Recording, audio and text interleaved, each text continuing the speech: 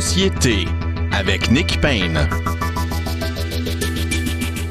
Bonjour à tous, très heureux d'être au micro pour cette nouvelle édition de Société. Beaucoup de sujets à visiter, à traiter, à soupeser, à analyser, à commenter cette semaine avec notre panel expert qui est réuni en studio, les deux Fred. Frédéric Lapointe, vous êtes président du Mouvement national des Québécois. Bonjour. Vous avez un excellent veston aujourd'hui. C'est votre de la bonne couleur. Votre veston présidentiel. Et Frédéric Bérard, avocat, auteur, essayiste et grand défenseur de la disposition de dérogation de la Constitution canadienne. Oui, exactement. Vous avez bien compris. Et c'est ma couleur favorite. Ça, c'est votre manteau de défenseur de la clause dérogatoire. C'est en plein ça. C'est le noir. Oui, voilà. Ah oui. Je ne sais pas ce que ça veut dire. On y reviendra sans doute. Merci d'être là, tous les deux.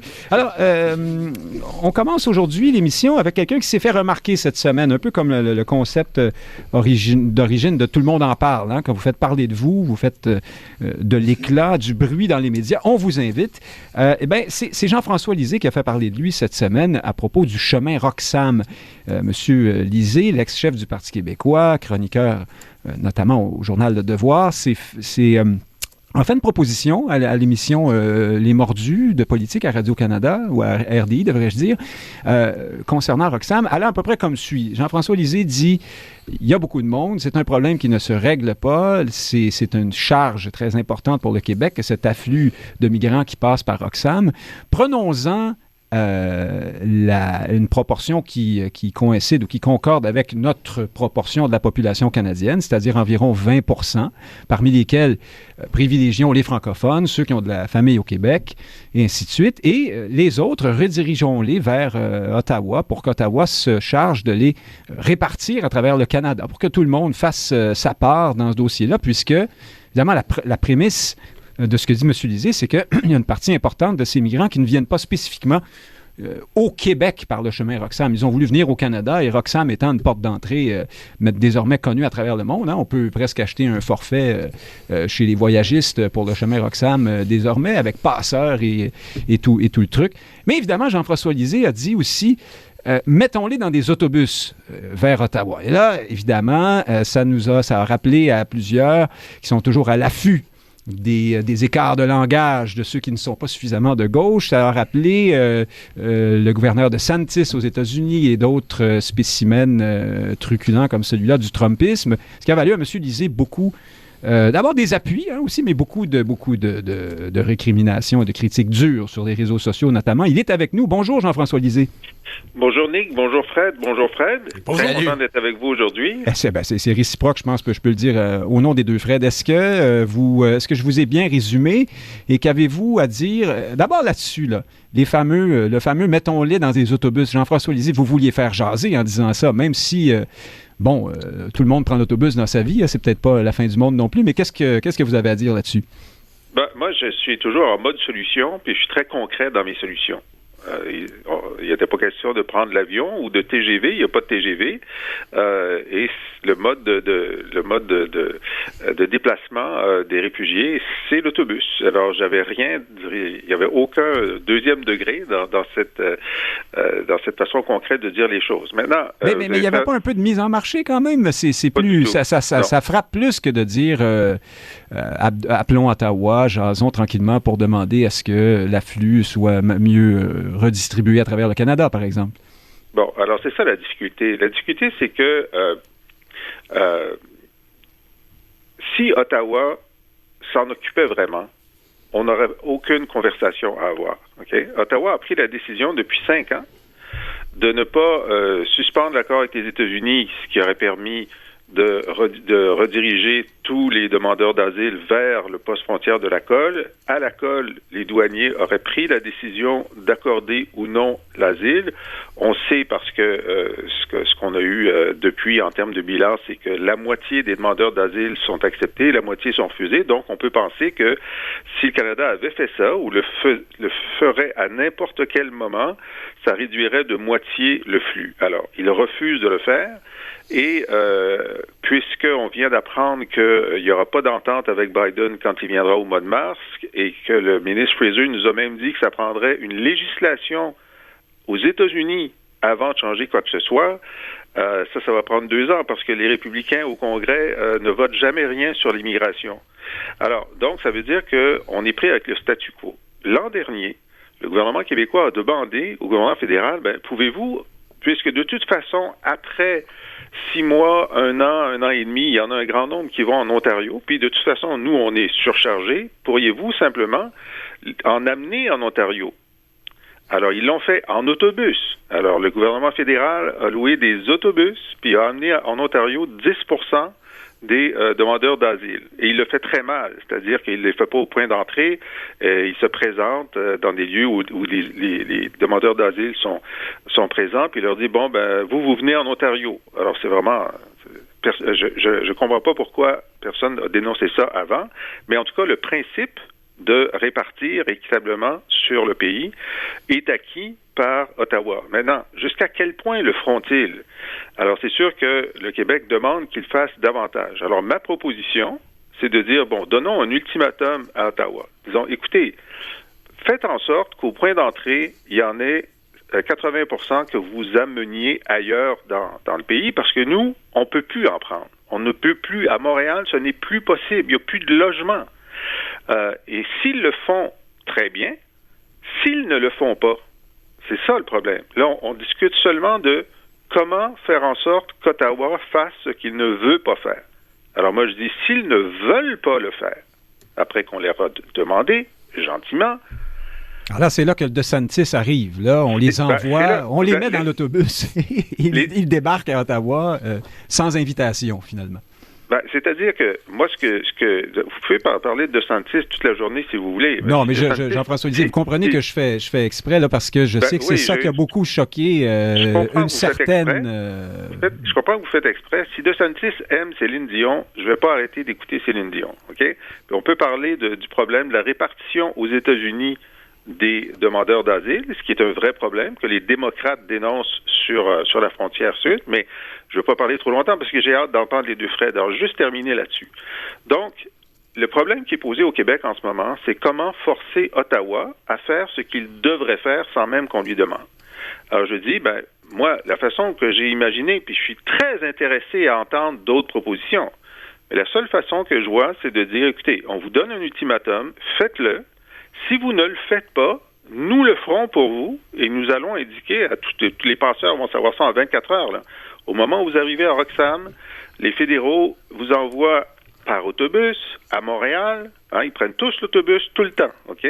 À Montréal. Puis là, à Montréal, le gouvernement du Québec va vous interviewer, va garder les francophones et les gens qui ont de la famille immédiate et va vous remettre dans un autre autobus puis va vous amener à Ottawa, à Immigration Canada.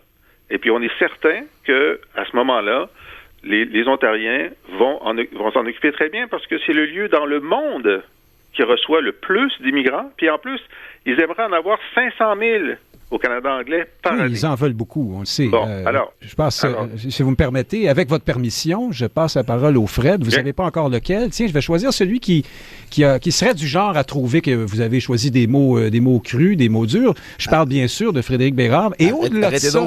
Au-delà de ça, Frédéric Bérard... Non, mais moi, je pensais que la gauche aimait les autobus, Frédéric Bérard. Moi, je pensais que Jean-François Lisée était à gauche. Bon, vaste débat pour une autre émission. Mais donc, au-delà de ça, là, vous pouvez nous parler de ça si vous voulez, mais est-ce qu'il n'y a pas quelque chose de tout à fait logique dans ce que vient de dire Jean-François Lisée? C'est-à-dire, à un moment donné, si Ottawa ne veut pas bouger, et on voit bien qu'Ottawa ne veut pas bouger. Là, ça fait 5 ans qu'on attend supposément la renégociation de l'entente sur les tiers pays sûrs avec Washington et il n'arrive rien. On a renégocié l'ALENA au complet en moins de temps que ça. Donc, ça veut dire ce que ça veut dire. Ça veut dire qu'on ne veut pas bouger à Ottawa, au fond.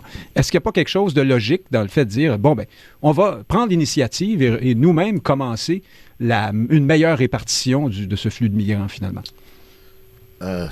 Wow, je suis pas sûr que je suis à la bonne émission pour tenir le discours que je vais tenir là, mais franchement, mais je le ferai quand même. Vous a déjà brimé. Ah oui, moi je suis annulé, moi. Comment dirais-je? Jean-François parlait de solutions, puis moi j'en ai une solution peut-être, qui est beaucoup plus simple, qui est celle de faire preuve d'humanisme, qui est celle d'arrêter de regarder des réfugiés comme étant de la marchandise, comme étant peut-être des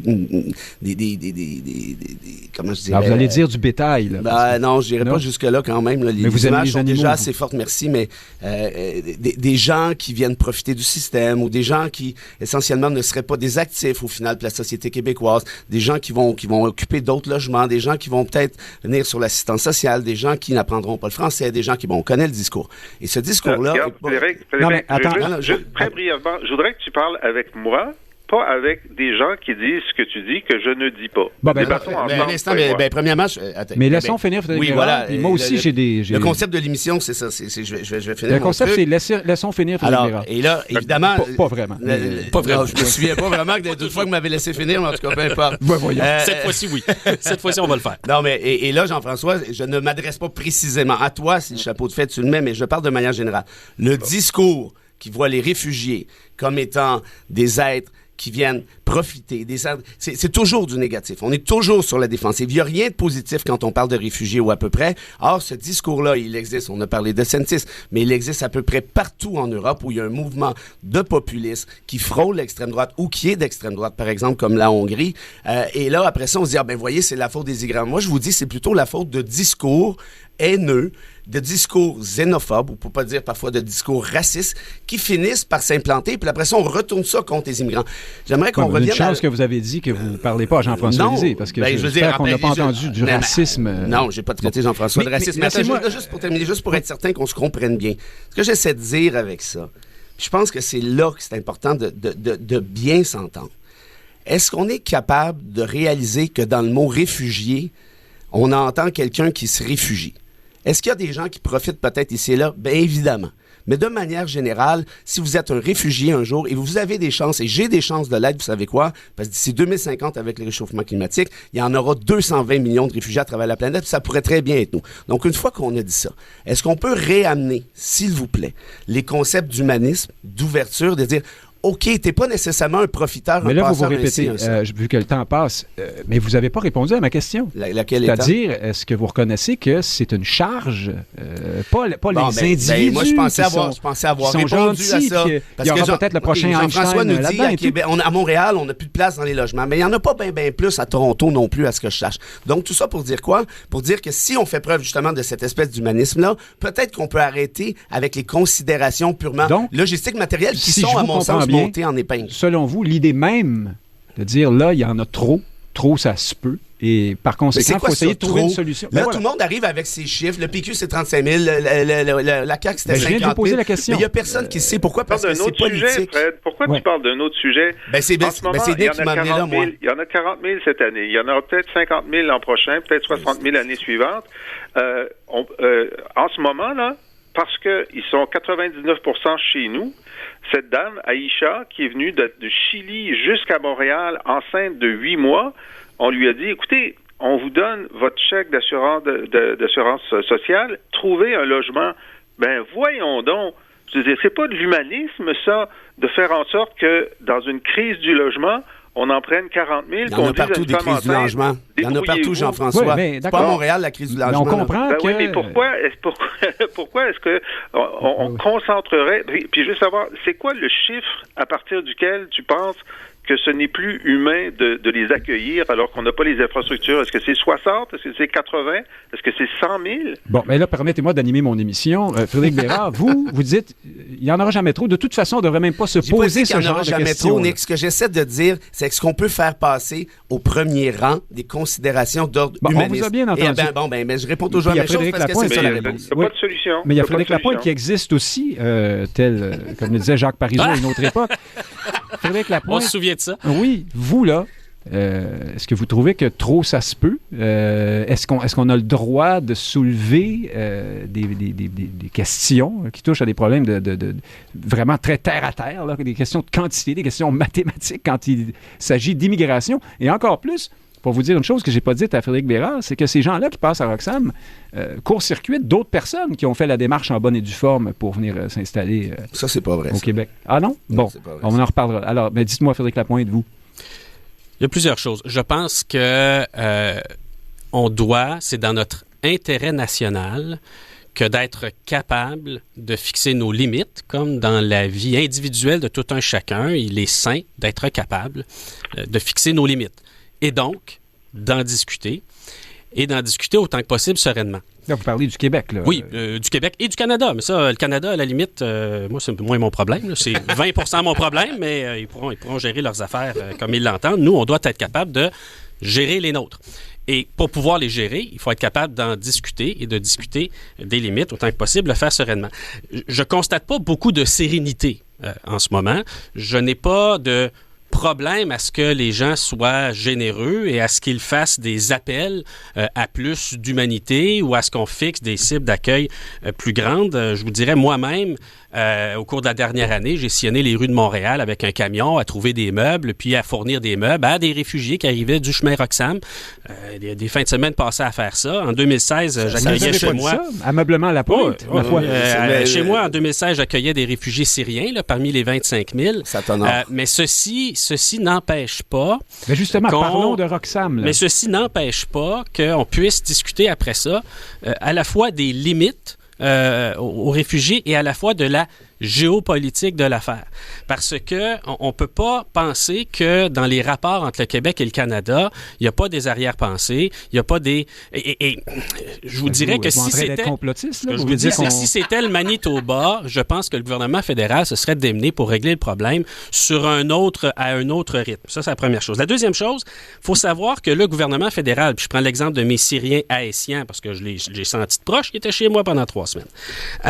Le gouvernement fédéral, les Syriens, ça a fait l'objet d'un des drôles de choses, des fois, mais vous voulez dire que vous avez senti ce qui se passait. Oui, parce qu'on était dans leur dossier, qu'est-ce que vous voulez? On vit ensemble. Bien sûr. Voilà. Les Syriens, ils ont été... Olfactif, les 25 000... on a découvert toutes sortes de choses, c'était très agréable, on fera peut-être une émission là-dessus. Bon, j'ai essayé de vous aider, mais vous ne nous aidez pas beaucoup. Un scoop comme ça, c'était des frères musulmans, puis moi, je suis islamophile, puis c'était des vrais rebelles syriens. On a eu beaucoup de plaisir en 3 semaines à parler du conflit, de la guerre civile. Enfin, plaisir, c'est relatif. Ma foi. Donc, ces gens-là ont été... Les 25 000 Syriens que le Canada a accueillis ont été accueillis à Trudeau, Pierre-Éliott Trudeau, mais répartis dans le Canada suivant un plan qui a été établi d'avance avec des listes. Et c'était pas un scandale que de faire ça. Mais et quand le gouvernement fédéral l'a fait, ça n'a pas été un scandale. Ceux que j'ai reçus voulaient aller à Toronto, comprenez-vous? Mais on leur a dit non. C'est pas prévu que vous alliez à Toronto, vous allez vous installer à Montréal. Il n'y avait pas de place à Montréal, il y a en bout de chez nous, là, je passe l'anecdote. Ils ont été réorientés par la suite à Fredericton. J'étais un peu triste pour eux. Là, ils ont fait de l'autobus pour vrai. Ils pensaient que Fredericton, c'était très bien. Ils connaissaient quelques Syriens là. Au bout d'1 an et demi, ils se sont tannés. Fredericton, je les comprends. Et ils ont fini par réussir à se rendre à Toronto. Mais dans tout ça, ce que je veux dire, c'est qu'il y a personne qui s'est levé pour dire le gouvernement fédéral ne devrait pas organiser la vie des réfugiés de la sorte. Et je vous soumets ceci, puis je pense que c'est extrêmement important pour la suite du débat. Pourquoi est-ce qu'on tombe sur la tomate de Jean-François Lisée ou d'un autre quand le Québec cherche à aborder ces sujets-là, alors que quand le fédéral agit, on ne tombe pas sur leur tomate? Moi, je pense qu'il y a encore des choses qu'on ne reconnaît pas à la nation québécoise comme faisant partie de ses outils. C'est comme si gérer les réfugiés, c'est un pouvoir régalien exclusif du gouvernement fédéral et que c'est un scandale quand des représentants de la nation, des nationalistes québécois abordent ce sujet-là. Je ne peux pas accepter le tabou que les nationalistes québécois peuvent pas parler de ça, alors que le fédéral peut agir dans un sens et dans l'autre, puis ça fait l'objet d'aucun débat. J'accepte pas ça. Votre adresse à la nation prend une pause pour le moment. C'est peut-être aussi que c'est parce qu'il y a ce préjugé de racisme et d'intolérance à l'endroit des Québécois qui est très, très inscrit dans la culture d'un certain Canada. Mais Jean-François Lisée, vous avez sans doute plusieurs réactions à ce que vous venez d'entendre, surtout de Frédéric Bérard, j'imagine. Et je vous pose la question à vous. La ministre Fréchette, cette semaine, ou il y a quelques jours, disait il faut profiter du passage de Joe Biden à Ottawa pour régler la question du chemin Roxham. Évidemment, ça ne se réglera pas comme ça, c'est bien entendu. Néanmoins, est-ce que ce discours est porteur, selon vous? Je pense que Mme Fréchette, que je connais bien, j'ai travaillé avec elle dans le passé, fait son travail de dire, écoutez, le gouvernement fédéral devrait prendre sa responsabilité. Ils avaient l'espoir, ça fait 5 ans qui disent qu'ils négocient avec les États-Unis. Effectivement, ça a été plus court de faire l'entente sur la nouvelle ALENA que de faire ça. Et de toute façon, ils n'avaient pas besoin de négocier avec les Américains. Ils pouvaient juste suspendre l'entente ou, m'a dit un juriste cette semaine, ils pouvaient modifier la loi fédérale sur l'immigration pour dire que l'entente s'appliquait à Roxham, ce qui fait que tout le monde serait venu à la colle et que là, il y en aurait pris 1 sur 2. Alors, le refus du fédéral d'utiliser les outils à sa disposition oblige le Québec, Mme Fréchette, de dire, faites quelque chose. Et en plus, parlant d'humanisme, puis je suis absolument d'accord avec ce que dit Frédéric Bérard sur le discours victimaire sur les réfugiés, etc., comme je l'écris dans le Devoir ce matin, à leur place, je ferais exactement la même chose si j'étais dans leur situation. Et ce que je trouve épouvantable, c'est que nous, on avait fait pression quand j'étais chef de l'opposition, quand ça commençait, pour qu'ils aient des permis de travail le plus rapidement possible. C'est des gens qui veulent travailler, c'est des gens qui sont débrouillards. Écoutez, ils sont venus ici, c'est parmi les plus débrouillards, résilients, courageux, braves de la planète. Alors, évidemment qu'ils veulent travailler. À l'époque, on avait réussi à réduire à 3 mois l'émission du permis de travail. Maintenant, c'est rendu 1 an. Je veux dire, c'est épouvantable. C'est fédéral. C'est pas québécois, OK? Alors, donc, ça, première chose. Donc, deuxième chose, elle fait ce qu'elle peut, mais il y a un moment où une action sera nécessaire. Bon, alors, moi, je suis en mode solution. Cette semaine, je débattais avec Tom Mulcair qui disait, moi, ta solution, je l'aime pas parce que ça ressemble à DeSantis. Ah, OK, c'est un problème. Je comprends le problème. Mais quand j'ai dit ça, j'ai dit, je le sais que les gens vont comparer avec DeSantis, c'est un problème, mais comment le faire? Alors lui, il dit, peut-être que ce serait mieux de demander au point d'entrée si vous préférez aller en Ontario, puis à ce moment-là, ils vont aller en Ontario. Ça serait mieux. Ça serait déjà ça. Alors, on peut quand même demander au fédéral, pouvez-vous au moins, ceux qui veulent aller en Ontario, ou s'il y en a qui veulent aller à Fredericton, le faire. Mais s'ils ne le font pas, le fédéral, qu'est-ce qu'on fait? Est-ce qu'on peut le faire à leur place? T'sais, c'est ça la difficulté. C'est que on vous entend bien, Jean-François Lisée. Lisée. Trouver une façon de forcer le fédéral à faire quelque chose. Bien sûr. Je vais essayer de passer par Mulcair pour rejoindre Bérard, Frédéric Bérard, là-dessus. Qu'est-ce que j'ai à voir Parce que vous m'avez toujours pas répondu sur le fond. C'est-à-dire, est-ce que on peut se demander... Vous n'aimez pas ma réponse, c'est pas pareil. Si on peut demander à Ottawa ou faire en sorte, d'une façon ou d'une autre, qu'Ottawa répartisse un peu mieux tout de même ce flux. C'est un peu ce que j'allais dire. Parce qu'on le sait, il y a plein d'organisations communautaires qui croulent sous les responsabilités. Oui, mais ça, il n'y a pas de logement. Vous dites que c'est partout pareil, mais quand même, en Ontario, ça bâtit. Premièrement, sur les organismes, moi, j'ai de l'empathie pour eux parce qu'effectivement, premièrement, quand tu vas travailler dans un organisme comme celui-là, c'est que tu as le cœur sur la main, puis t'es Mère Teresa, puis tu veux faire de ton mieux, de toute évidence, il y a des problèmes de financement parce qu'il y a nécessairement une surcharge. Ça, c'est évident. Quand Jean-François parle d'une solution à la place du fédéral, en lieu et place du fédéral, je salue... Ou pour forcer le fédéral. Je salue son initiative, pas celle qu'il a invoquée des autobus, parce que je trouve que l'image est beaucoup trop forte, mais je comprends très bien ce qu'il veut dire. Le problème, c'est que constitutionnellement parlant, le fédéral a pleine autorité en la matière, ce qui nous amène peut-être à cet enjeu-là, si on considère qu'il y a un enjeu. Et pour le reste, je finirai avec ceci. C'est pour ça que je voulais revenir là-dessus tout à l'heure, puis je termine, promis, Nick, là, ça sera pas très long. Cette espèce de paradigme d'ouverture et d'humanisme, on l'a eu pendant longtemps, notamment. Le meilleur gouvernement qu'on a eu à cet effet-là, à mon sens, c'est le gouvernement de René Lévesque. Quand il y a eu les vagues de réfugiés haïtiens qui sont arrivés ici, Lévesque les a accueillis à bras ouverts. Ça, c'est un. 2, les réfugiés, les boat people vietnamiens, si vous vous rappelez de ça, là. Absolument. Il y avait le gouvernement fédéral qui voulait pas trop, puis qui tirait sur son bord de la couverture, puis ça avait pas, puis blibli, puis blabla. Et Lévesque a dit à Godin, on les accueille, ça finit là, puis le fédéral s'arrangera avec ça. Puis aujourd'hui, on a eu la chance d'avoir des autrices internationales comme Kim Thuy, qui était une petite fille de 7-8 ans à l'époque. Bien sûr. Alors, mais c'était pas 40 000 personnes je veux pas jouer avec le larmoyant. Je veux pas jouer avec le larmoyant. Tout ce que j'essaie de dire. Non, mais c'est parce que c'est important. C'est important peut-être de se rappeler qu'à la base, quand on parle de réfugiés, on parle de gens qui fichent le camp parce qu'ils fuient la persécution, ils fuient la guerre, fuient la famine ou autre. Il faudrait s'en rappeler, ça. Et les Québécois, à mon sens, sont un peuple clairement généreux. Le problème, c'est que depuis quelques années, peut-être, ça s'est étiolé comme ça s'est étiolé un peu partout en Occident, du fait d'un discours qui soit méprisant envers ces mêmes réfugiés. Mais peut-être aussi que c'est parce que la réalité des mouvements migratoires à travers le monde a changé depuis les années 70. C'est depuis René Lévesque qui, par ailleurs, disait des choses qui, aujourd'hui, le verraient canceller Manu Militari. Hein, sur René Lévesque. Je suis désolé parce que... trop, ça existe. Je suis désolé, mais parce qu'avec les propos que Jean-François a tenus, il y a 15 ans, à Radio-Canada, je suis pas certain, moi, qu'il n'aurait pas été annulé, justement. Ah ben là, de nos jours, Radio-Canada, on peut se faire annuler pour moins que ça. Jean-François Lisée, je passe la parole brièvement à Frédéric Lapointe qui trépigne, puis ensuite on termine avec vous. Ben, trop, ça existe.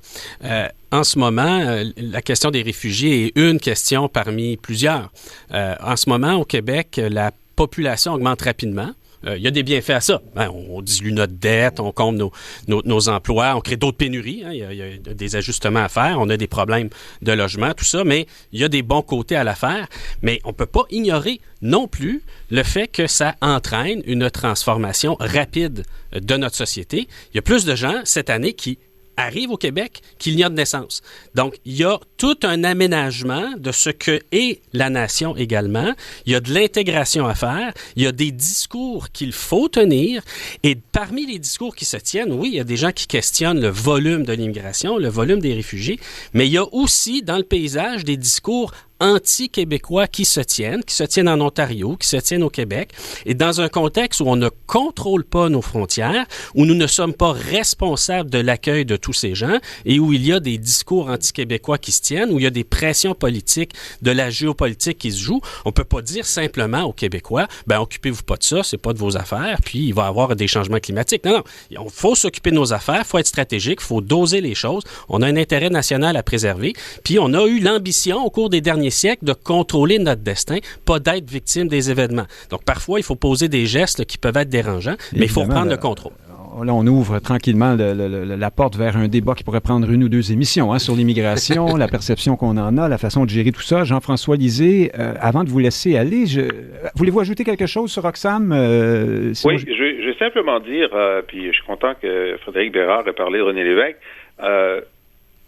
ce n'est jamais la faute des immigrants et des réfugiés. Eux, ils satisfont aux conditions que la société d'accueil pose. Si on ouvre une brèche, puis on la laisse ouverte, ils vont la prendre, et ils ont raison de la prendre. C'est jamais la faute des immigrants, OK? Et les immigrants travaillent, puis ils travaillent fort, puis ils sont parfois surdiplômés pour le travail qu'ils ont. Alors, moi, jamais je jette l'opprobre sur les immigrants. Jamais, jamais, jamais. Et d'ailleurs, je dis, une fois qu'ils sont entrés, il faut tout faire pour les intégrer le plus vite possible. Okay? Bon, maintenant, la difficulté, c'est le nombre. M. Lévesque n'a pas pris 40 000 réfugiés par année. Et lorsqu'il trouvait qu'il y avait trop d'immigrants, il parlait de la noyade des Québécois organisée par le fédéral. Donc, il était très soucieux du nombre. Il y a, comme dit Frédéric Lapointe, trop, ça existe. Et en ce moment, c'est trop. 40 000 demandeurs d'asile, 180 000 travailleurs temporaires, dont beaucoup d'unilingues anglophones, plus les 50 000, c'est trop. Alors, à un moment donné, c'est pas leur faute. Eux, ils vont venir. Tant qu'on leur dit de venir, ils vont venir, bien sûr. On est un des meilleurs endroits au monde. Mais c'est notre faute à nous, et dans ce cas-ci du fédéral, de ne pas correctement gérer une frontière. Ça se gère.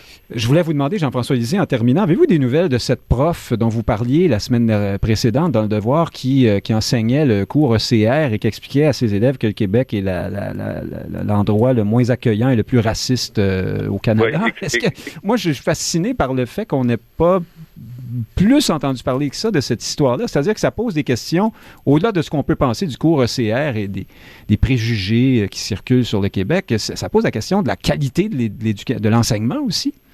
Écoutez, non, il y a très bonne chronique de mon collègue Normand Baillargeon dans Le Devoir de ce matin à ce sujet-là.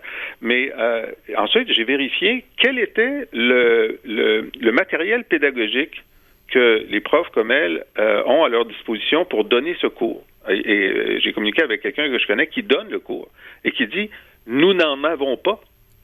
Nous inventons le cours, chacun de notre côté. » Alors, c'est extraordinairement dangereux de demander à des profs de secondaire 5 qui ne sont pas des spécialistes du racisme d'inventer un cours sur le racisme sans matériel pédagogique. Puis c'est pour ça que je ne la blâme pas, cette femme-là. Elle a vous fait êtes bien magnanime quand même. vrai. Oui. Nick la blâme, lui. Oui, oui, absolument. Oui. Mais gênez-vous pas, au moins vous n'aurez pas été le méchant tout le long de cet entretien. Chacun son tour. mais pardon, on vous a coupé. Allez-y. Ben, c'est tout. Alors, oui. donc, moi, ce que j'espère, c'est que en attendant que le nouveau cours arrive l'an prochain, et pour le nouveau cours, que du matériel pédagogique équilibré, intéressant, fondé sur les faits, soit offert aux profs pour qu'ils ne soient pas à la merci d'un préjugé ou de fausses informations, tout simplement. Alors, dossier à suivre. Merci beaucoup, Jean-François Lisée. Vous écrivez dans Le Devoir. Vous êtes aussi, j'allais dire, dans la boîte à Lisée. Hein? C'est là qu'on peut trouver toutes sortes de trucs très intéressants que vous produisez, que vous réalisez, que vous écrivez, que vous enregistrez. Merci beaucoup, Jean-François Lisée, ancien chef du Parti québécois, et à une prochaine. Merci, Nick. Merci, Salut. les deux frères. Au plaisir. Chers auditeurs, dans un instant, nous continuons la discussion sur l'actualité. À tout de suite.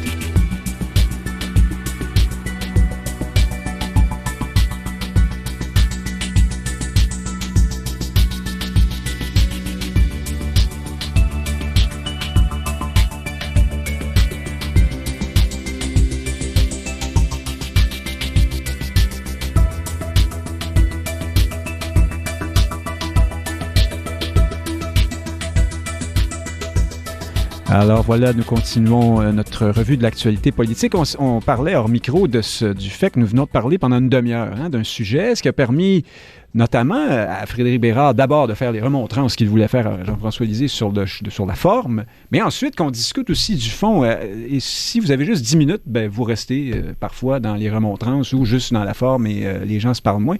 Alors, on se félicite d'avoir du temps pour parler ici. Merci à ceux qui nous en donnent la capacité, c'est assez extraordinaire. Continuons sur l'actualité, puis on va rester un petit peu, Frédéric Lapointe, dans le même sujet. Alors, il faut que je regarde mes notes parce que je ne me souviens pas du nom de la personne impliquée. Alors, c'est Madame Elga Wabi, oui. Qui est nommée porte-parole, conseillère, experte et représentante dans les efforts du gouvernement fédéral pour lutter contre l'islamophobie, le racisme systémique, la discrimination raciale et l'intolérance religieuse. Mm-hmm. Elle est elle-même musulmane, si on comprend bien. Elle porte un voile strict, c'est-à-dire celui qui couvre le cou et les cheveux. Elle a déjà écrit, c'est la presse qui nous révélait ça cette semaine, pour ceux qui ne s'en souvenaient plus, en réaction à une opinion émise par un anglophone, Joseph Heath, un professeur de philosophie de l'Université de Toronto. Ce professeur avait dit que les Canadiens français avaient été le plus grand groupe au Canada à avoir subi le colonialisme britannique. Et Mme Elga Wabi avait réagi sur Twitter en disant « Je vais vomir ».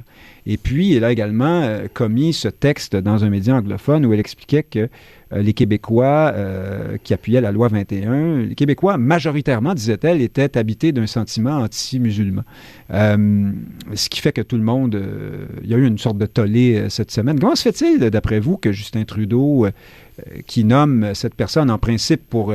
construire des ponts, essayer d'améliorer les choses dans les relations entre diverses communautés, ait choisi cette personne-là. Mais d'abord, paraît-il que c'est une journaliste et militante oui. Spécialisée dans les droits humains. Alors, je ne connais pas sa carrière, là, mais je présume qu'en dehors des extraits là, qu'on peut sélectionner, qu'elle a une action là, qui justifie sa nomination. Par ailleurs, moi, qu'on nomme une musulmane à un poste de prévention ou de promotion, non pas de l'islam, là, mais de la prévention de l'islamophobie. Pour préciser, oui, elle était au Conseil national des musulmans canadiens. Elle a aussi été à la Fondation canadienne des relations raciales. Oui.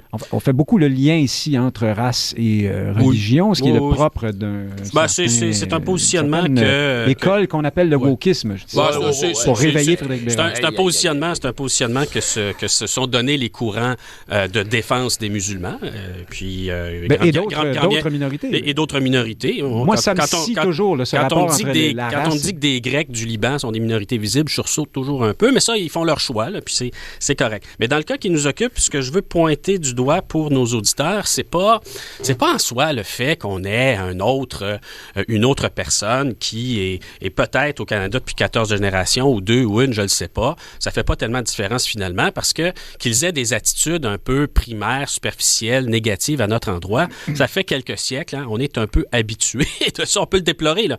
Puis on peut prendre des décisions politiques en conséquence. Mais on est assez habitué de ça. Ce que je veux pointer du doigt, c'est que Madame a aussi plaidé pour l'abolition de la fête du Canada, hein, du 1er juillet. Ma foi. Oui, parce que cette fête serait trop la consécration ou la célébration du colonialisme britannique et autrement de la présence des Européens au Canada. Alors, pourquoi est-ce que je mentionne ça? C'est parce que ce n'est pas si banal que ça au Canada, c'est pas si épisodique. Il y a une telle chose qu'un courant chez des néo-Canadiens qui cherche à battre en brèche à peu près tout symbole qui touche ce qu'on pourrait appeler des archéo-Canadiens ou des anciens Canadiens, dont nous sommes. Hein. Il n'y a pas juste des Britanniques, hein, qui sont arrivés de façon moins ancienne que nous, dont nous sommes. Et donc, il y a manifestement dans tout ce courant une velléité politique d'affirmation par le vandalisme de notre histoire, de nos symboles. Et là, vous me surprenez à défendre la fête du Canada. Vous pouvez mettre une croix dans le calendrier. Moi, ça? Mais la fête du j'allais Canada... dire que j'étais bien d'accord avec elle. C'est ça. Bon, j'ai pas les mêmes raisons. Ben non, c'est moi, ça. C'est parce que je trouve ça plate. Pas tout à fait. Mais il faut spectacle avec Marie-Mé. Je pense qu'il faut être particulièrement inculte et manquer de considération pour dire que la fête de l'indépendance du Canada vis-à-vis la puissance coloniale britannique, d'abord, ce serait célébrer le colonialisme britannique, il faut l'étirer pas mal, celle-là, et d'autre part, dire ouvertement que vous trouvez que le Canada est trop européen et qu'il faut venir à bout des symboles européens, on frôle, il me semble, le discours haineux à l'endroit de la majorité des habitants du Canada. Alors, pour toutes ces raisons, non pas la détestation épisodique et maladroite des Québécois, mais pour toutes ces raisons, je pense qu'il faut être extrêmement... une détestation à droite? Moi, je ne sais pas. Il y en a des mieux organisés, hein? Il y en a des plus subtils. Mais pour toutes ces raisons, je pense qu'il faut être extrêmement inquiet de la dérive du gouvernement fédéral et du Parti libéral du Canada, non pas en tant que souverainiste, mais simplement en tant que Canadien. Frédéric Bérard, êtes-vous d'accord avec le malaise que soulève cette nomination? Alors là, madame, ça y est, j'ai encore oublié son nom, El Gawabi, dis-je bien. Oui, c'est bien ça, El Gawabi. C'est amendé, c'est excusé. Elle a dit non, je ne pense pas ça des Québécois. Rappelons que lorsqu'elle avait écrit ce texte, ou signé ce texte dans un journal à Ottawa, je crois, pour dire que les Québécois étaient islamophobes ou racistes ou intolérants envers les musulmans, quelque chose comme ça, là, c'était parce qu'elle se fondait sur un sondage dans lequel près de 90% des Québécois se disaient éprouver un malaise face à l'islam. Hein? C'était quelque chose comme ça. Là. C'était pas ce qui est habituellement de l'islamophobie. Là. Ce que plusieurs appellent l'islamophobie, comme si c'était une maladie mentale, mais on ne fera pas le débat là-dessus. Non. Mais on pourrait lui répondre que si on faisait le même sondage pour parler de diverses autres religions, au Québec, là, on n'est pas le royaume de l'amour des religions non plus. Hein? Est-ce que j'ai une remontrance pour vous, là, c'est à votre tour. Est-ce que les Québécois sont victimes de racisme au Canada? Est-ce que les francophones sont victimes de racisme au Canada, Nick Payne? Moi, la race, je n'intègre pas ça dans mon discours. OK, d'accord. Alors, est-ce que comme groupe culturel, ils sont regardés de haut? Assurément. C'est qu'au-delà du wokisme, les définitions de racisme telles que définies maintenant par la sociologie, c'est que oui, évidemment, il y a un volet biologique, par exemple la couleur, mais il y a aussi un volet culturel, ce qui peut inclure notamment la langue et la religion. Oui, une certaine sociologie, on va dire. Non, mais c'est pas une sociologie woke, là, c'est ce que j'essaie de dire. Là. Pour moi, ça reste les couleurs de peau, la morphologie, les origines ethniques à la rigueur, oui, mais pas une religion. Oui, mais le racisme... Ou une culture. Le racisme culturel est maintenant reconnue. Et je ne parle pas de 3-4 pelés et tondus à Concordia. Je parle de la sociologie telle qu'elle existe de manière générale. Il y a beaucoup de pelés et de tondus comme ça. Oui. Parlez-moi de Mme El-Gawabi. Oui, avec plaisir. Alors, moi, j'aurais nommé Sophie Durocher, moi, la lutte contre l'islamophobie. Avoir une chance. Décidément. Non, mais écoutez, là, ce que j'essaie... C'est terrible aujourd'hui. Oui, mais... Moi, j'aime beaucoup Sophie Durocher. Je suis en forme, vous avez le droit. Ce que j'essaie de dire avec parce que c'est quelqu'un qui se tient debout. Déjà. Oh là là là, OK. Bon, mais comme vous tenez debout, vous aussi. Là, vous êtes assis, là, mais... oui, c'est justement ce que j'allais dire. Mais en tout cas, bref. Mais vous avez le droit, puis Sophie, je l'aime bien aussi à certains niveaux, mais sur la question d'islamophobie, je suis pas sûr. Mais bon, en tout cas, peu importe. Est-ce que Mme Truc, j'ai oublié son nom, est une bonne nomination? Non. Est-ce qu'elle a exagéré? Évidemment. Est-ce que de mettre tous les Québécois dans le même panier, c'est imbécile? Clairement, oui. Et de ce fait-là, est-ce que c'est un peu de la provocation Trudeau? C'est clair. Une fois qu'on a dit ça, par contre, il y a un son. Et je répète, je n'ai jamais dit et ni pensé que les Québécois sont racistes ou xénophobes ou islamophobes. Je n'ai jamais dit ça. Je veux le repréciser. Par contre, vous avez parlé d'un sondage, c'est une chose, mais il y avait une étude scientifique qui démontrait que 32% des Québécois, si je ne fais pas erreur, mettraient fin ipso facto à l'immigration musulmane. Évidemment, ça s'inscrivait dans un contexte, celui de l'adoption de la loi 21, après le débat sur la Charte des valeurs. Si celui-ci un contexte de traumatisme à travers l'Occident. Mais là, on est quand même rendu en 2017. Manifestation de terrorisme. On est quand même rendu en 2017. Là, faut pas oublier ça. Là. Non, mais on est. Oui, mais justement, est-ce que les terroristes. Parce que si vous faisiez le même sondage en France. Est-ce que les musulmans sont. Est-ce que les musulmans sont terroristes parce qu'il y a eu des terroristes musulmans? Non. Est-ce que les catholiques... Bon, c'est ça. C'est parce qu'il faudrait se le rappeler aussi. Puis quand il y a des attentats aux guns aux États-Unis à toutes les 10 minutes, on est rendu à 650 cette année. Non, je pense qu'il y a personne qui dit que les chrétiens sont des terroristes. Donc, je fais la mise en contexte avec vous. Je suis d'accord avec vous. Je ne m'adresse pas tant à vous que ceux sûr que si on parlait des bouddhistes... Non, mais je comprends. Mais c'est un peu ça le problème avec l'islamophobie, justement. C'est que les gens font une adéquation. Ils voient à la caméra, ils voient à la télé, oh, pouf, il y a un attentat terroriste. Ah ben regardons ça, c'est des musulmans. Donc, par définition, les musulmans sont dangereux. On fait jamais le même genre d'adéquation lorsqu'il est question de nous, entre guillemets, là, au sens très large. Donc, bref, est-ce qu'il y a eu un problème d'islamophobie au Québec? Moi, c'est drôle, je trouve que ça s'estompe, ce problème-là, de manière fantastique depuis que les woke ont pris toute la place dans certains médias qu'on ne nommera pas. Et depuis ce temps-là, c'est drôle, on ne parle plus des musulmans. Il n'y a plus de problème avec les musulmans au Québec depuis qu'on s'excite parce que les chocolats M&M sont devenus lesbiennes. Le fils de Superman est rendu bisexuel. On est passé à un autre appel. La patate en plastique de Gugus Truc n'a plus de bisounes et ainsi de suite. J'ai eu un instant de difficulté à saisir à quel degré vous étiez dans votre ironie, mais... L'avez-vous saisi? Mais il faut... Oui, non, mais parce qu'on pourrait y voir des degrés d'ironie, mais il faut dire aussi, certains vous répondraient qu'au contraire, ce discours qui consiste à quand même beaucoup insister encore sur les phobies de toutes sortes, pas seulement... Oui, je comprends, mais ce que j'essaie de dire, c'est qu'il n'y a pas moins de musulmans... Stimule la droite et l'extrême droite. Juste pour finir là-dessus, Nick, il n'y a pas moins de musulmans qu'il y en avait il y a 5 ans. Or, on n'en parle plus des musulmans au Québec. Pourquoi? Parce qu'il n'y a jamais eu de problème avec les musulmans au Québec. Est-ce qu'on a déjà parlé des musulmans? Eux-mêmes. Je veux dire, la grande mosquée, Nick, arrêtez de niaiser. Il faut être clair. Il y a une loi 21, pourquoi? Il y a une loi 21 parce que... On a parlé de fondamentalisme, on a parlé... La grande mosquée, l'attentat de Bissonnette, les jokes de part avec Éric Duhaime, tout le discours, la publicité du Bloc québécois où le truc de pétrole se déversait en niqab. Une burqa. Une burqa, un niqab, en fait. Oui, c'était une adresse folle. Non, faut arrêter, là. Faut arrêter de niaiser, là. Oui, mais... Non, mais s'il y a une loi 21, il faut se le dire, là, c'est pas parce qu'il y avait 2-3 Sikhs qui voulaient se promener avec un poignard en dessous de leur... Pas des Juifs non plus. C'est pas pour les Kirpans. Le phénomène au Québec, c'était, oui, il y a eu une vague d'immigration importante provenant du Maghreb. Par l'islam, par un certain islam. Oui. 2 types de gens du Maghreb. Il est arrivé des gens qui étaient plus religieux, plus conservateurs, puis qui pouvaient aller enseigner dans les écoles parce qu'ils avaient les diplômes. Puis il est arrivé des gens de la même Algérie, du même Maroc, qui fuyaient un peu ça, puis qui n'étaient pas d'accord pour que le Québec fasse un peu prenne un peu le même chemin que ces pays-là. Donc, c'est un phénomène qui a duré pendant quelques années au Québec, qui a entraîné des débats qui nous sont venus d'ailleurs des immigrants. C'est eux d'abord qui ont levé la main pour dire attention, le voile, ça veut dire autre chose. La commission Bouchard-Taylor, j'ai pas vu beaucoup d'immigrants dire à interdire le voile. Faut arrêter de niaiser. Avant la commission, il y en a eu. Et je les ai eus dans mes classes à l'Université de Montréal également. Puis dans le débat public, ça a été porté par des immigrants d'abord, des gens qui sont pas nés ici, parce qu'ils sont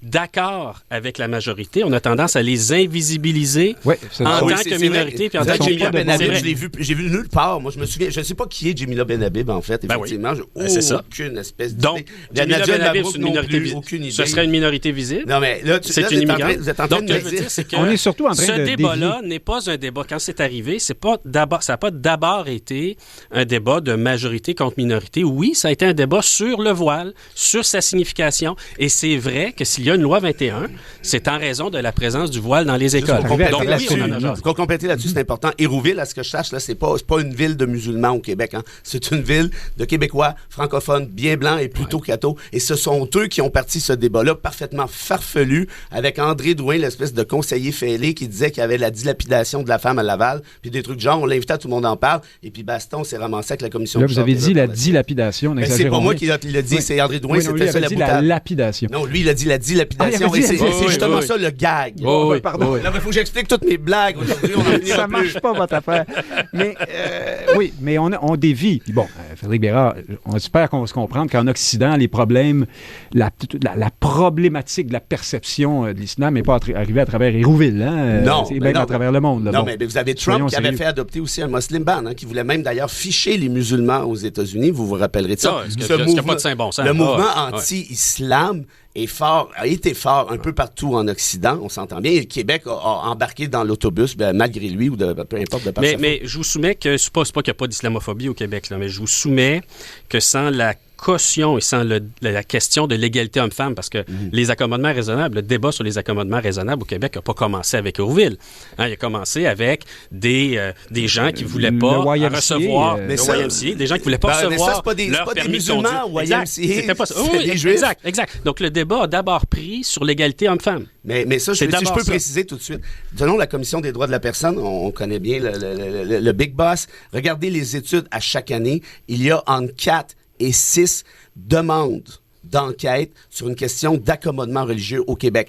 4, 5, mettez-les à 7 si vous voulez, là. 7 demandes d'enquête sur des accommodements religieux sur 8 300 000 personnes. Moi, j'appelle ça une simili-anecdote. En d'autres termes, on a grimpé des trucs en épingle qui n'auraient jamais dû se ramasser dans les médias. On est incapable de nous raconter des histoires réelles, même en rapport avec l'égalité homme-femme. Certains vous diraient que ces événements-là témoignaient d'un phénomène sous-jacent qui s'en venait, qui est arrivé et qui signifie plus que ce que vous voulez bien dire, Frédéric Bérard. Mais c'est-à-dire? Vaste question. Il faut qu'on finisse sur Mme Elga Wabi. Vous m'attaquez comme ça, vous me dites même pas de quoi. C'est kafkaesque, cette émission. Ah oui, non, mais allez-y, répondez. Je peux pas répondre, je sais pas de quoi vous me parlez. Je vous attaque pas. Je vous dites ce sont des anecdotes. Bon, on n'aurait jamais dû parler de ça. Enfin, le rapport... Le truc du YMCA, c'est un directeur du YMCA idiot qui a cédé devant un juif assidique qui a fait une demande idiote. C'est tout, ça finit là. Oui, mais les exemples comme ça se sont multipliés jusqu'à plus de fois. J'ai pas fait le répertoire. Juste une deuxième. Toutes sortes d'écoles qui permettaient à toutes sortes de monde d'aller prier ici, de prendre congé là. Ça finissait pas. Il y en avait beaucoup. Mais c'est une question qui se pose. Je pourrais même pas vous raconter une anecdote. Je veux dire, ça, c'est grimper en épingle. C'est un débat qu'on a le droit de faire. Dans les écoles, oui, on a le droit de le faire, mais dans les écoles, ça va bien. Dans les hôpitaux, ça va bien. Il n'y a jamais eu de problème d'accommodement raisonnable au Québec. C'est pas moi qui le dis. C'est la commission Bouchard-Taylor, c'est sa première conclusion. Il n'y a jamais eu de problème de crise des accommodements raisonnables au Québec, sauf dans un média, c'est-à-dire Québécois. Allez voir le rapport. Il y en a beaucoup moins depuis quelques années d'ailleurs. Et là, on pourra débattre si le fait qu'il y ait eu une montée en puissance du débat a calmé ou non le jeu. Puis là, on pourrait être en désaccord. Mais pour revenir donc à la nomination de madame... Êtes-vous en train d'animer l'émission, vous? Ce qu'on peut craindre, ça peut m'arriver, ce qu'on peut craindre, c'est que toute la discussion sur certaines valeurs comme l'égalité entre les hommes et les femmes puisse ne pas se faire aussi sereinement. Parce qu'on a un personnage clivant, là. Si chaque fois qu'on discute de l'égalité entre les hommes et les femmes, c'est perçu dans le prisme de l'islamophobie. Donc là, peut-être qu'au bout de 20 ans, on va avoir réconcilié tout ça, puis on va être retombé sur nos pattes, mais très certainement de donner des positions très, très en vue, hein, c'est une nomination directe du premier ministre, c'est un message envoyé clairement à ceux qui, s'ils ont une approche différente de la tolérance des religions ou de la prépondérance des religions pour défendre certaines valeurs comme l'égalité entre les hommes et les femmes, je pense que le débat va reprendre. C'est ça que ça va faire. Ah, quelle conclusion magnifiquement posée, avec hauteur de vue, recul. Changeons de sujet. Le ministre Roberge faisait une sortie en grande pompe hier pour nous parler d'un grand chantier pour la défense du français. Écoute-moi. Oui. Ça suffit. Frédéric Bérard... On vient d'augmenter le budget, là. On n'avait pas déjà... Oui, il faut payer des droits là-dessus. La réalisation et tout. Et on salue Alain Delon et Dalida, bien sûr. Est-ce que... Dalida, on a une pensée pour elle, plutôt. Hein? Awada? Non, pas celle-là. Alors, vraiment, vous êtes expert dans les liens aujourd'hui. Alors, levons le voile sur la question du français. Moi aussi, je fais des jeux de mots. Mais qu'est-ce qu'on fait, là? Est-ce que c'est de la mise en marché? Alors, le ministre Roberge explique là, qu'on va consulter, on va faire un comité, on va se poser, on va se demander pendant au moins un an. On va être convoqué, Nick. Jusqu'à une sorte de... Ben non, c'est plutôt vous qui êtes une sorte d'affaire sur la langue à travers le Canada. C'est pas un an, c'est quelques mois. Son calendrier, oui, mais au bout de ça, là, il y a les États généraux, enfin, je ne sais trop, et puis on va se demander comment on pourrait faire pour que tout le monde se remette à aimer le français. Et d'ailleurs, le ministre Roberge a trouvé une manière de faire 3 fautes dans son allocution. Et c'est un professeur. Mais donc, on fait la loi 96 avant, puis on fait les consultations après? Ou est-ce qu'on a vraiment besoin... On a adopté une loi sur la réforme du français, maintenant consultons. Ça me semble logique. On a vraiment besoin de tout ce bazar-là pour... on peut les amener magasiner au centre-ville, ça va prendre 5 minutes. Tirons et posons les questions ensuite. Mais qu'est-ce que c'est, là? On veut retenir les gens qui seraient tentés par le Parti québécois? C'est un exercice de relations publiques et qui met en scène, évidemment, Jean-François Roberge, qui est vu comme étant beaucoup plus ouvert, conciliant, rassembleur. Moi, je le trouve un peu niais, personnellement, mais versus, par exemple, Jolin Barrette, qui était beaucoup plus défensif, agressif, cassant. Donc, on essaie de rétablir une certaine image de discours, disons, un peu progressif. Et à la base, et vous allez me trouver peut-être un peu naïf, en fait, sans doute vous allez me trouver naïf, mais je ne suis pas en désaccord avec une approche comme celle-là, et je m'explique. À mon avis, on a passé beaucoup trop de temps au Québec à être sur la défensive, à voir, par exemple, là, je reviens encore sur la question des réfugiés, comme étant des passifs en matière linguistique, puis on a des mentalités souvent d'assiégés, alors que si on veut attirer les jeunes vers le français, parce que le défi, il est là, hein, à mon avis, là, on parlera pas, malheureusement, des 78 ans et plus, c'est pas mal plus les jeunes qui doivent s'intéresser au français, et comment on fait ça? Ben, moi, si je tire sur une fleur, elle ne va pas pousser plus vite. Il faut que je la cultive, il faut que je donne de l'amour, il faut que je donne de l'eau, il faut que je donne du temps et de l'énergie. La langue française, c'est un peu la même chose. Or, à peu près jamais, dans toutes les réformes ou les discussions, on ne parle de la force d'attraction du français, de la beauté du français. Je sais que vous êtes un grand francophile. Elle pourrait passer cette attraction-là, je fais mon Jean-François Roberge, par justement la littérature, par la culture québécoise de manière générale, par le cinéma, par la musique. Est-ce qu'on est encore capable d'être content de ce qu'on fait, d'être fier de ce qu'on fait? Et là, je parle au président de la Société Saint-Jean-Baptiste. Je pense que j'ai un public Mouvement national. Du Mouvement national, pardon. J'ai confondu. Ça finit jamais, je me sens presque mal. Dites juste Monsieur le Président. Oui, Monsieur le Président. Ben, il y a le veston, d'ailleurs. mais une fois qu'on a dit ça... à mon sens, il y a encore une ouverture chez les jeunes. Puis j'enseigne à l'université, une université francophone, et je la vois, cette ouverture-là, parce qu'actuellement, dans mes 2 cours, on passe à travers des classiques de la littérature française, notamment pas exclusivement, mais très principalement. Et chaque étudiant qui présente un classique, ça a l'air un peu cucu ce que je dis là, mais je suis très sérieux, qui présente cet ouvrage-là, parle à quel point l'ouvrage l'a marqué, parle à quel point il y a une beauté d'âme là-dedans, il y a de l'humanisme. Et bref, on est capable, à mon sens, de renverser le discours et d'amener ces jeunes-là, et quand je dis les jeunes et les moins jeunes, évidemment, à s'intéresser au français et faire progresser la langue. Alors, Frédéric Lapointe, est-ce qu'on est capable ou pas de faire ça? Est-ce que la méthode, la volonté de faire aimer la langue peut-elle être dissociée d'une forme ou d'une autre de rapport de force ou d'incitation à la trouver intéressante aussi, par des modèles, par la puissance qu'elle peut invoquer ou évoquer, par exemple? C'est une vaste question, mais au-delà de ça, qu'est-ce que la CAQ essaie de faire aujourd'hui? Est-ce qu'on ne sait pas déjà tout ce qu'on doit savoir là-dessus? Est-ce qu'il n'est pas plutôt temps d'agir que de faire des comités, des grands-messes qui vont mener à quoi? On ne sait toujours pas. Ben, il y a un demi-constat d'échec dans le fait de devoir relancer ce dossier-là. La CAQ espérait peut-être qu'avec la réforme de la loi 101, il se serait sauvé avec le ballon politique de la défense de la langue et que ce serait fait pour un bout de temps.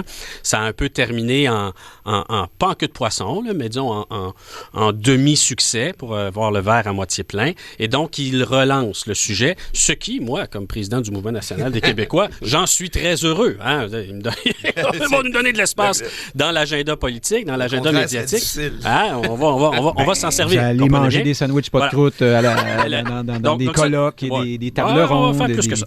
Oui. Et donc, ça, c'est une première chose. Et la relance du dossier, c'est qu'il ne se l'était pas approprié complètement. La deuxième, est-ce que c'est moi qui ai mal vu, là, mais dans la photo, je ne voyais pas Simon-Jolin Barrette Non. dans le comité de... Non, vous avez vu Bernard six- Drinville, par exemple. On Oui, le voit oui, bien sur la oui, photo. je connaissais trop de gens dans cette photo-là, Et d'autres? en partant de toute façon, mais enfin, M. Jolin Barrette Mais n'y il est sur la était voie pas. d'évitement, là.